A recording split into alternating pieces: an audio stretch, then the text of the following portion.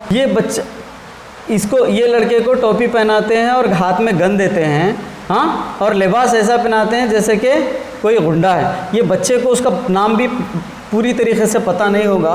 तो ऐसे तरीके, और एक नीचे आप एक एग्जांपल दे सकते हैं। तो बच्चों में कैसा डिफरेंस कि कृष्णा गोने तो ये एमएलए बाई इलेक्शन से पहले से ही अध्यक्ष है ना, तो आज उसको इतना ज़्यादा पावर कैसा मिल रहा है? तो वो पिछले 3 महीनों से लगातार अपनी ज़बान से जहर उगल रहा है। शरणू सलगर जी, आप भी एक एमएलए होने के नाते ये बात को क्लियर करना चाहिए कि क्या आप उसके समर्थन में हैं, क्या आप उसके विरोध में हैं। This is the publicity stunt. तो हम तो ये डिमांड करते हैं कि उसको, क्या आप उसको पार्टी से निकालते हैं या उसकी अध्यक्षता रद्द करते हैं। हमारा मुल्क हिंदुस्तान अगर जीतता है तो हमारे लिए गर्व की बात और प्राउड की बात है। उस दिन हमारे घरों में ईद से बढ़कर होता है। और शायद मुझे ऐसा लगता है कि इंडिया जीतने पर उनके घर में अफसोस होता होगा, हमारे घर में नहीं। हमारे घर में इंडिया जीतने के बाद में खुशी का माहौल होता है, हमारे समाज में खुशी का माहौल होता है। बीजेपी और ऐसी विचारधारा के लोग, ये लोग तो सावरकर को मानने वाले लोग, वो तो कहते हैं सावरकर फ्रीडम फाइटर थे। नथुराम गोडसे को और सावरकर को मानने वाले लोग एक कैसे हिंदुस्तान की आज़ादी में पार्टिसिपेशन करते थे, आप बताओ मेरे को। ये लोग जो है हमेशा मफाद परस्त रहे सो है, और ये मफाद परस्त ही रहेंगे। कांग्रेस पहले, सबसे पहले कृष्णा गोने को ये जान लेना चाहिए कि जो वो पार्टी में है, वो पार्टी की सोच और विचारधारा क्या है। हमेशा जो अंग्रेज़ों की जो सोच थी, आज वही भारतीय जनता पार्टी की सोच है। लोगों को तकसीम करो और हुकूमत करो, डिवाइड एंड पॉलिसी की जो सोच अंग्रेज़ों की थी, आज भी वो सोच जो है इनकी पार्टी के लोगों में। कृष्णा गोने ने कहा कि जितने मुसलमान हिंदुस्तान में रहते हैं उनके सारे पूर्वज हिंदू थे। एक बीजेपी के एमएलए नहीं है शरणू सलगर, बल्कि पूरे बसो कल्याण के एमएलए है। तो कि बसो कल्याण के अंदर अगर इस तरीके का अगर माहौल को ख़राब करने की अगर कोशिश की जाएगी तो किसी भी सूरत में बर्दाश्त नहीं किया जाएगा। और इसके ख़िलाफ़ में, कृष्णा गोने के ख़िलाफ़ में हम एक मुहिम चलाएंगे और इसके ऊपर एक लीगल एक्शन लिया जाएगा। हाय एवरीवन, आप देख रहे हैं मास मीडिया नेटवर्क अवाम की आवाज़। पिछले कुछ दिन पहले मास मीडिया की तरफ से जश्न आज़ादी पर एक सीरीज़ चलाई गई, जिसमें फाइनल एपिसोड में हमने बीजेपी सिटी प्रेसिडेंट कृष्णा गोने को इनवाइट किया था, जिसमें सोशल मीडिया पर जो कंट्रोवर्सी हो रही है, जो ग्राउंड लेवल पर कंट्रोवर्सी है, उसमें क्लियर करना चाहूँगा कि उस सीरीज़ के फाइनल एपिसोड में कृष्णा गोने ने जो भी बातें की, या फिर ऑटो एपिसोड जो हमारे चैनल की तरफ से जितने भी इंटरव्यू होते हैं, उसमें किसी भी बात को हमारा चैनल स्पॉन्सर नहीं करता। हम किसी भी विचारधारा को स्पॉन्सर नहीं करते। हम सिर्फ एक मीडिया का फ़र्ज़ निभा रहे हैं। जो भी कह रहा है वो कहने वाला उसका खुद जिम्मेदार होगा, चाहे वो बीजेपी हो, कांग्रेस हो या जेडीएस हो। तो उस इंटरव्यू में कृष्णा गोने की तरफ से कुछ ऐसी बातें कही गई जिसकी वजह से बसवा कल्याण या फिर बिदर डिस्ट्रिक्ट की बात ले लीजिए, जहां पर कंट्रोवर्सी हुई। उस कंट्रोवर्सी पर कांग्रेस की तरफ से ज़ोरदार डिफेंडर आए और ज़ोरदार अटैकिंग की जनाब रईसुद्दीन साहब ने, जो डिस्ट्रिक्ट प्रेसिडेंट हैं, जनरल सेक्रेटरी हैं कांग्रेस के और यूथ आइकॉन भी माने जाते हैं बसवा कल्याण के। उन्होंने आगे बढ़कर कृष्णा गोने के स्टेटमेंट्स को अटैक किया। अब देखना है, हम इसी बात करने के लिए रईस सर से आज यहाँ पर बात करने के लिए हमने इनको इनवाइट किया कि परसों लास्ट नाइट रईस सर ने सोशल मीडिया पर एक लाइव सेशन किया था, जिसमें उन्होंने कृष्णा गोने के तमाम स्टेटमेंट्स का कंडम किया था। उसी बारे में बात करने के लिए आज हमारे साथ हैं जनाब Raisuddin, general secretary Congress district. अभी जैसे कि बसो कल्याण के अंदर एक 2 सीएमसी बाई इलेक्शंस हैं, मैं वो उनसे सभी जो है वार्ड नंबर 11 और वार्ड नंबर 23 के वोटर से गुजारिश करता हूं कि वो अपना कीमती वोट कांग्रेस पार्टी के पक्ष में दें और जो है बाहरी बहुमत से कांग्रेस पार्टी के हाथ मजबूत करें। यही मेरी गुजारिश है। क्यों? ये एक मिसाल रहेगी कि ये एमएलए होने के बावजूद भी कांग्रेस पार्टी ने 2 बाई इलेक्शंस के सीट बसो कल्याण से जीते। ये मिसाल हमको जो है पेश करनी है पूरे हमारे स्टेट के सामने। सर, अगला सवाल मैं आपसे ये पूछूंगा कि कृष्णा गोने ने जब हम इंटरव्यू दिया 8th एपिसोड में जश्न आज़ादी के, तो उन्होंने कहा कि 75 साल हो गए देश की आज़ादी को, पिछली जितनी सरकारें हैं उन्होंने देश की तरक्की में कोई भागीदारी नहीं की, उन्होंने कोई काम नहीं किया, कोई डेवलपमेंट नहीं किया। बीजेपी सरकार 7-7.5 साल से वही काम कर रही है।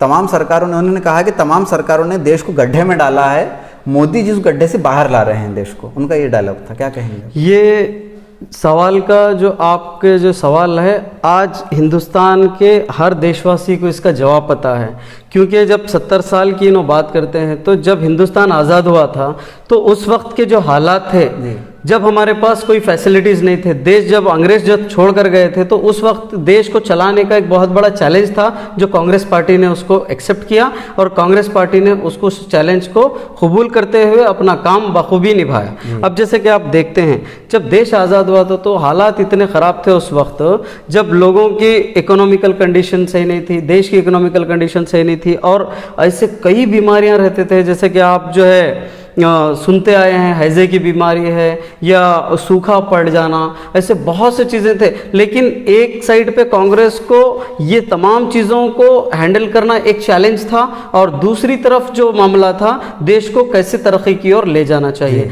जब अंग्रेज जब हिंदुस्तान जब छोड़ कर गए थे, तो जब कांग्रेस ने हिंदुस्तान को चलाना शुरू किया तो एक सुई से पकड़कर एक हवाई जहाज बनाने तक का सफर कांग्रेस पार्टी ने अपनी सरकारों में जो है एक बेहतरीन रोल अदा किया है। लेकिन ये आज जो मोदी जी जो फोन पे बात कर रहे हैं और ये जो जितने भी बीजेपी के आज लीडर्स जो फोन पे बात कर रहे हैं, ये भी कांग्रेस की देन है जी। आज आईटी सेक्टर की बात कर लीजिए, अब आईटी सेक्टर्स को इतना जो बढ़ावा मिला है इस देश के अंदर, वो कांग्रेस की सरकार ने किया है। और आप दूसरा इंपॉर्टेंट चीज जो है, जो हम टेक्नोलॉजीज हैं, जितने भी टेक्नोलॉजीज हैं, ये कब आए? ये 7 साल पहले से देख रहे हैं क्या आप टेक्नोलॉजी? जी नहीं, ये पहले से ये तमाम चीजें जो कांग्रेस की सरकार ने बेहतरीन अंदाज में अपना काम किया और इस देश को बखूबी एक बेहतरीन अंदाज में चलाया और आज एक देश डेवलपिंग कंट्री के रूप में जा रहा था। लेकिन बीच में एक एरर आ गया, जो 2014 के अंदर जो चुनाव हुए, ये चुनाव के अंदर बीजेपी सरकार ने, मोदी सरकार ने कई नारे लगाए, सबका साथ सबका विकास, लेकिन हमारा एलिगेशन है सबका साथ सबके साथ विश्वासघात। अच्छा, सबका साथ सबका विकास नहीं, सबका साथ सबका विनाश, ये हमारा यह स्लोगन है उनके लिए। तो हम ये बोलना चाहते हैं कि कांग्रेस पार्टी ने देश को आगे बढ़ाने के लिए बहुत काम किया, लेकिन आप हर इंसान से, एक आम इंसान से भी पूछिए, वो शख्स जवाब देगा कि पिछले 7 सालों में देश कितना पीछे गया। ये मेरा जो है उन पर आरोप है जी। कांग्रेस बीजेपी का जो कृष्णा गोने ने एलिगेशन ये लगाया था कांग्रेस पर कि बीजेपी ने बहुत सारे काम किए हैं 7.5 सालों में। कांग्रेस अब जो देश खड्डे में चला गया है 7.5 सालों में, वो उठाएंगे आईटी सेक्टर की बात, एजुकेशन सिस्टम की बात, रोजगार की बात ले लीजिए या फिर किसानों की बात ले लीजिए, इस पर आप क्या कहना चाहेंगे? देखिए, इनके जो मुद्दे थे 2014 के जो इलेक्शन के जो मुद्दे थे, वो 2 करोड़ नौकरियां, यानी 2 करोड़ नौजवानों को नौकरियां देने की बात कर वो जो है सत्ता में बैठे थे। लेकिन आज आप बताइए मुझे, किसी साल, ये जो पिछले 7 साल गुजरे हैं, किसी साल ने ये जो बीजेपी सरकार ने 2 करोड़ नौकरियां दी? अगर 2 करोड़ नौकरियों के हिसाब से अगर बात की जाए तो आज कितने 7 साल 7 into 2 crore is equals to 14 crore employment की जरूरत थी। लेकिन आज 14 करोड़ तो छोड़ो, 14 लाख लोगों को ये नौकरी नहीं दे सके, बल्कि ये नोटबंदी किया इन्होंने, अनप्लान्ड नोटबंदी किया इन्होंने, हाँ, देश को पीछे ले जाने का काम किया। जीएसटी से किसका फायदा हुआ? तीसरी इंपॉर्टेंट बात, आज आप देखिए मुद्दों की अगर बात की जाए तो महंगाई बड़ा मुद्दा है। आज दालों के रेट क्या है, तेल का रेट क्या है, पेट्रोल का रेट क्या है, डीजल का रेट क्या है, हाँ, आप जब बात करते हो तो महंगाई की बात, इनका जो मुद्दा था, इन्होंने मुद्दों से हटकर कांग्रेस सरकार को ब्लेम कर इन्होंने सत्ता में आया और झूठ बोला। अब आपको भी पता है कि 15 लाख रुपये अकाउंट में डालेंगे बोलकर जो है झूठा वादा किया, और अमित शाह ने उस बात को जो है झूठे वादे को क्लियर, वो एक जुमला है, पॉलिटिकल जुमला है। तो ये झूठे जुमले इस्तेमाल करने वाली सरकार ही बीजेपी सरकार है जी। तो उन्होंने कहा था कि पेट्रोल के दाम तो हमारे हक में नहीं है, हमारे कंट्रोल में नहीं है, कह रहे हैं वो। देखिए, जब हमारी यूपीए सरकार थी तो उस वक्त स्मृति ईरानी, जो आज कहां पर गायब है पता नहीं है, उनके पोस्टर लगाना पड़ेगा उनको ढूंढने के लिए देश के अंदर के, वो हैं कहां पर। वो स्मृति ईरानी जो है रोडों पर गैस सिलेंडर लेकर बैठते थे, जब उस वक्त 400 रुपया गैस सिलेंडर का जो कीमत थी, लेकिन आज जो है 950 को पार कर चुकी है आज गैस की कीमत। एक आम इंसान जिंदगी कैसे गुजारे? बात ये लोगों को इनको मुद्दों पे बात करने का इनके पास कोई सब्जेक्ट नहीं बचा है बीजेपी के अंदर। आज सेंट्रल से पकड़कर पूरा बसों कल्याण तक ले लीजिए, बीजेपी सरकार सिर्फ झूठ बोलकर सत्ता में आने वाली पार्टी का नाम ही बीजेपी है। आप कह रहे हैं कि उनके पास कोई मुद्दा बचा नहीं इसलिए वो मजहब की राजनीति कर रहे हैं। 100%। आज जब आप मेरे को ये जो सवाल पूछे थे कि मुसलमानों के पूर्वज हिंदू हुआ करते थे, तो मेरी नज़र में ये सवाल का जवाब ही नहीं है। मैं ये बोलना चाहता हूं कि आज जो है ये लोगों के पास कोई मुद्दा नहीं रहने की वजह से ये लोग हिंदू मुस्लिम ये हिंदू मुस्लिम की राजनीति और ये कार्ड खेल रहे हैं, ये कास्ट कार्ड ये लोग खेल रहे हैं। इनके पास आज जो है बोलने के लिए कुछ बाकी नहीं रहा। ये लोग आईटी सेक्टर के अंदर फेल हो चुके हैं, आईटी सेल के अंदर, ये लोग हेल्थ डिपार्टमेंट के अंदर। अब ये हमारे पूरे एलिगेशन है, आपने भी देखा है, हमने भी देखा है कि कोविड-19 का जो पीरियड गुजरा है मार्च 2020 से लेकर, आप बसों कल्याण के अंदर भी देखे हैं प्रैक्टिकल हालात पूरे देश के अंदर। यूपी की जो है दहाड़ लगाते हैं, यूपी के बारे में बात करते हैं। यूपी के अंदर जो कई बीचेस के ऊपर लाशें पड़ी हुई थी। बसों कल्याण के अंदर क्या सिस्टम है आप बताइए मेरे को। ये सरकार पूरी की पूरी तरीके से फेल हो गई है सरकार। कहा कि हमने कोविड को पूरी तरह से कंट्रोल कर लिया। कोविड को कंट्रोल नहीं किया, इन्होंने कोविड के जरिए अपने घर चलाए हैं। ये सरकार जो जिम्मेदार लोग हैं, इन्होंने कोविड के लिए कुछ नहीं किया। लोग परेशान थे, उनको ऑक्सीजन की प्रॉब्लम थी, उनको वैक्सीनेशन नहीं था देश के अंदर। हाँ, और आप देखिए कोई मेडिकल फैसिलिटी नहीं थी। हर मंत्री और जो है जितने भी उनकी जो सरकार के जो मंत्री थे, वो मंत्री जो है पूरे के पूरे घरों में बैठे हुए थे, डर कर देश को छोड़ दिया, आग में झुलस दिया देश को, लेकिन वो अपनी जान बचाने के लिए। लेकिन असल में कर्तव्य जो होता है मंत्री का, वो ये नहीं होता कि जो है अपनी जान बचा लें और जो है दूसरों की। आज बसों कल्याण के अंदर एक मिसाल है श्री बी नारायण राव साहब। उन्होंने गरीबों के साथ में काम किया, उन्होंने मिस्किनों के साथ काम किया। वो अपने पेट की कभी फिक्र नहीं किए, बल्कि वो क्या किए, गरीबों के पेट की फिक्र किए। और कोविड के अंदर लाखों करोड़ों रुपए का उन्होंने जो है दान दिया, लाखों करोड़ों रुपए का अनाज बांटा। बांटने के बाद में एक तरह की ये जंग थी जो इंसान को जीतना था, लेकिन बी नारायण साहब उस जंग के अंदर शामिल होकर उन्होंने जो है अपनी जान जो है दे दी। तो ये कांग्रेस के एमएलए बी नारायण राव साहब की बसों कल्याण की मिसाल है हमारे सामने। ये बताइए मेरे को, ये दूसरे लोग क्या इतना स्ट्रगल करें? ये लोग आज जो है बात करते हैं हिंदू मुस्लिम की। हिंदू मुस्लिम से पेट भरने वाला नहीं है किसी का। आज देश को आगे ले जाने का मेरा मानना यह है कि किसके पूर्वज क्या थे, किसके पूर्वज जो है मुसलमानों के पूर्वज क्या थे, हिंदुओं के पूर्वज क्या थे, ये मैटर नहीं करता। अगर ऐसी होगी तो वो मुसलमानों के पूर्वज अगर कोई होंगे तो फिर आर्यंस भी किसी ना किसी के पूर्वज होंगे। बात वो नहीं है, मुद्दा हमारा वो नहीं है। मुद्दा हमारा, अगर ये मुद्दे पे हम अगर बात करेंगे हिंदू मुस्लिम मुद्दे पे, तो किसका भला होगा? आज अगर किसी का अगर भला करना है और देश को तरक्की की राह में अगर लेकर जाना है, तो हमको आज बात करना है कि हम एजुकेशन को कैसे सुधारें। आज बच्चे कॉलेजेस स्कूल्स बंद हैं, इनके लिए क्या प्लान होना चाहिए हमारे पास? आईटी सेल वालों के लिए क्या प्लान होना चाहिए हमारे पास? हेल्थ सेक्टर को कैसे मजबूत बनाना चाहिए? और ये जो रोजगार है, रोजगार को हम कैसे एम्प्लॉयमेंट्स को हम देना चाहिए? सरकार इस मुद्दों पे बात करना चाहिए। अब आप देख रहे हैं महंगाई में तो मार खा गई है मोदी सरकार, उसके बाद बेरोजगारी में जो है मोदी सरकार ने जो है मार खाया है। उसके बाद अब तो ये जो एक सेक्टर की बात हो रही है, एक इंपॉर्टेंट चीज मैं आपके सामने आपके चैनल के जरिए रखना चाहता हूं, वो ये है कि प्राइवेटाइजेशन करने जा रही है। पूरे मुल्क को प्राइवेटाइज किया जाएगा मोदी सरकार के जरिए। बीजेपी तो कह रही है वो देश के भले के लिए कर रही है। बिल्कुल। आज देखिए, अगर आपको कोई गवर्नमेंट की जो एसेट है, वो गवर्नमेंट का एसेट गवर्नमेंट के अंडर में अगर चले तो वो कंट्रोल रहता है उसके ऊपर। प्राइवेट, अब मिसाल के तौर पे ये इलेक्ट्रिसिटी जो आपके पास जो नज़र आ रही है, अगर मिसाल ले लीजिए कि आपके ये जो बिल्डिंग की जो है मंथली जो इलेक्ट्रिसिटी बिल है वो 600 रुपीज़ है।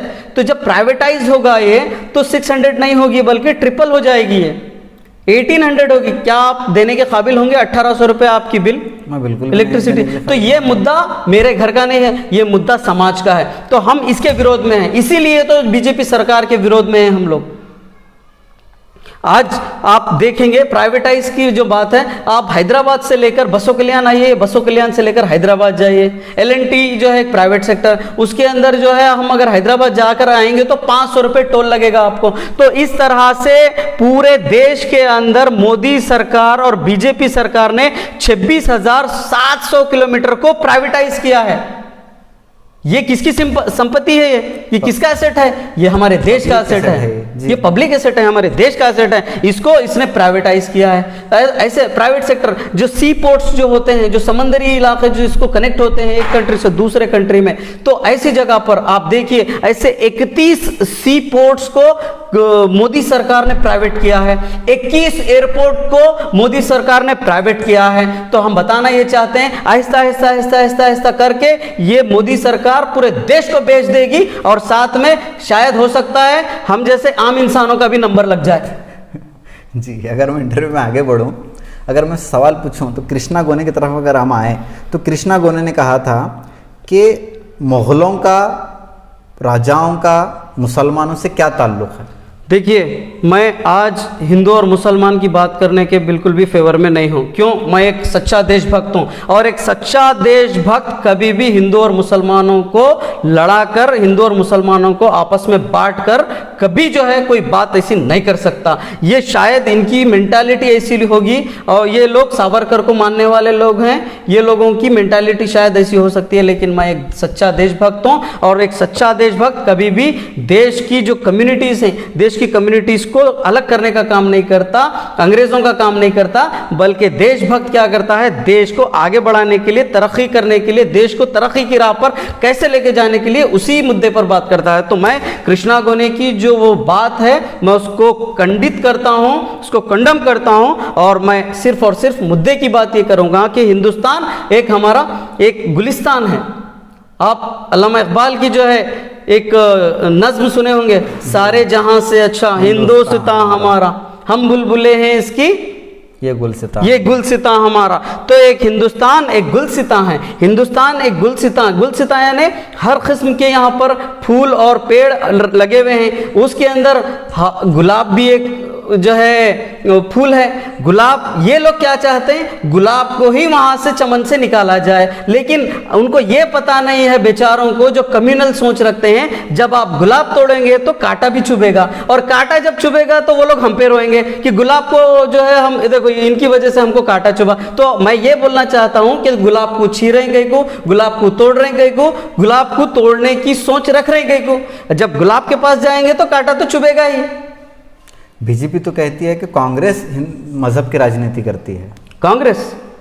कांग्रेस की जो विचारधारा है, कांग्रेस की जो सोच है, हमेशा हिंदुस्तान को आज़ादी दिलाने से पहले 28 दिसंबर 1885 से लेकर 2021 तक कांग्रेस की एक ही सोच और एक ही पॉलिसी है, वो ये है कि सबको साथ में लेके चलना है, हर कम्युनिटी को हमको एक इकट्ठा रखना है और देश को तरक्की की राह पर कैसे लेके जाना है, यही काम करती है और यही सवालात करती है। आज अगर कांग्रेस अगर विपक्ष में है तो भी यही सवाल है, और अगर कांग्रेस अगर सत्ता में भी हो तो डेफिनेटली आने वाले दिनों में बसों कल्याण के अंदर, बीदर जिले के अंदर, कर्नाटक के अंदर और इंडिया के अंदर कांग्रेस की ही सरकार बनने वाली है। क्योंकि मोदी सरकार इतना सबका साथ सबका विकास ये नारे को छोड़कर सबका साथ, सबके साथ विश्वासघात, सबका विनाश ये काम की है बीजेपी सरकार ने। तो मेरा बोलने का मकसद ये है कि आने वाले दिनों में ये कांग्रेस पार्टी को,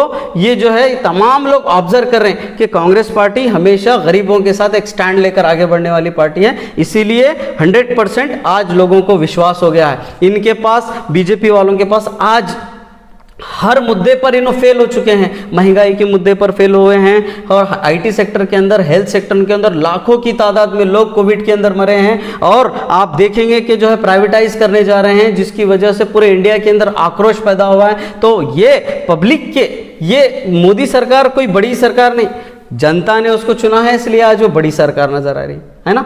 तो यही जनता, हमें पूरा विश्वास है कि हिंदू और मुस्लिम के मुद्दों से हटकर उठकर देशभक्त बनकर हम वोट करेंगे और आने वाले दिनों में बीजेपी का सफाया बसो कल्याण से, बिदर जिले से और कर्नाटक से और इंडिया से बिदर क्या बोलेंगे बीजेपी का सफाया होगा और कांग्रेस फिर एक मर्तबा सत्ता में आएगी।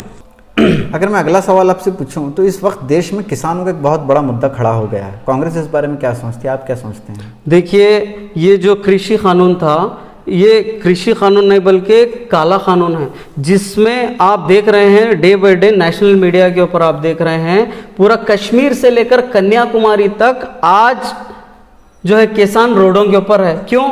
ये काले कानून के खिलाफ है। जो मोदी सरकार, मोदी जी का जो एटीट्यूड है, बिहेवियर है, वो एक तानाशाह का बिहेवियर है। क्यों? आज ये किसानों के वोट लेकर आप सत्ता में बैठे हो, तो हम आपसे ये पूछना चाहते हैं कि आपके पास आज एक घंटा नहीं है किसानों को बात करने के लिए। तो यही किसान है वो जो हमारे पेट भरते हैं, जिसकी वजह से अगर आज देश के अंदर अगर किसान ना होंगे तो हम खाना कहाँ से खाएंगे, हमें अनाज कहाँ से मिलेगा। मोदी जी जो खाना खाते हैं वो भी किसानों की देन है, तो मोदी जी उनका ही खाना खाते हैं और उनके साथ ही जो है नाइंसाफी करते हैं। आज उनको, मोदी जी को एक वक्त नहीं है थोड़ा सा कि किसानों से बात किया जाए जी। तो ये कानून काला कानून है, हम इसको खंडित करते हैं और हम जो जैसे संशोधन चाहिए, जैसा उसके अंदर चेंजेस चाहिए, वैसे चेंजेस के साथ ये कानून बनाना चाहिए। हमारा ये स्टैंड है। और उसके साथ आज देश को आगे बढ़ाने के लिए जो सोच की जरूरत है जी, सबसे बड़ी जो चीज आज मैं कहने जा रहा हूं वो सोच है, इंसान की सोच। आप देख लीजिए, आप सर्वे कर लीजिए, और मैं सभी बसो कल्याण के और जहां से भी ये जो वीडियो को देख रहे हैं, ये व्यूअर्स से मैं हाथ जोड़कर गुजारिश करता हूं कि आप सोच लीजिए कि ये जो अंधभक्त लोग हैं, ये अंधभक्त लोगों की जो सोच है, मेंटालिटी है, वो क्या है। क्या कभी ये लोग किसी मुद्दे पर बात किए हैं? क्या ये लोग कभी ये बात माने हैं कि हाँ मोदी सरकार किसानों को एक अच्छी फैसिलिटी देने में जो है कामयाब हुई? क्या ये लोग रोजगार दिए? क्या ये लोग जो है महंगाई के मुद्दे पर काम किए? क्या ये लोग आईटी सेक्टर पे काम किए? क्या ये लोग हेल्थ के ऊपर, जो कोविड जैसा मौका एक पैंडेमिक था, वो पैंडेमिक में कभी क्या ये लोग काम किए? क्या ये लोग कभी एजुकेशन के बारे में बात करते हैं? ये लोग एजुकेशन के बारे में बात नहीं करते, ये लोग किसी मुद्दे पर बात नहीं करते, बल्कि सिर्फ और सिर्फ ये लोग जो है जातिवाद पे बात करते हैं। हम इन मुद्दों को लेकर आगे बढ़ के देश को आगे बढ़ाने का काम कर कर हम वो फिक्र करते हैं, और ये लोग हिंदू और मुसलमानों की बात करते हैं। तो यही डिफरेंस है एक गांधीवाद में और ये गोडसेवाद में। अच्छा, आप कहें गांधीवाद और गोडसेवाद वर्सेस गोडसेवाद है, यही है फर्क दोनों की मेंटालिटी के अंदर। तो जनता को भी जो है समझना चाहिए ये चीज़ों को, और इनको इतनी बुरी तरीके से आने वाले हर इलेक्शन के अंदर नकारना चाहिए जी। और एक मैं जितना भी आज तक का जो जुल्म हमने जो सहा है, उस जुल्म के साथ, उस आंसुओं के साथ एक नज्म भी लिखी गई है। जैसे कि आप बहुत से इश्यूज की बात करते हैं, गरीबी का मुद्दा है, मोदी सरकार ने जितनी मर्तबा गरीबों को रुलाया है, उन गरीबों के फीलिंग्स को लेकर एक नज्म लिखी गई है। मैं आपके चैनल के माध्यम से वो नज्म को पढ़ना चाहता हूँ। सुना है अब मेरे देश में अच्छे दिन आने वाले हैं, सुना है अब मेरे देश में अच्छे दिन आने वाले हैं, जो लोग भीख मांगते थे अब एटीएम जाने वाले हैं। तड़प उठती है रूह मेरी ये झूठ सुन सुनकर, मेज़बान अब घर से बाहर मेहमान के हाथों निकाले जाने वाले हैं। बच्चे सो गए भूखे गरीबों के रास्ता देख देख कर, बच्चे सो गए भूखे गरीबों के रास्ता देख देख कर, के अब्बू मेरे खाने को रात में कुछ लाने वाले हैं, अब्बू मेरे खाने को रात में कुछ लाने वाले हैं। यहाँ देखो मैसर नहीं पेट भरने को दो रोटी भी, यहाँ देखो मैसर नहीं पेट भरने को दो रोटी भी। अब वो ख्वाब दिखाते हैं कि फ्यूचर में सोने के निवाले खाने वाले हैं। सच है क्या मोदी जी?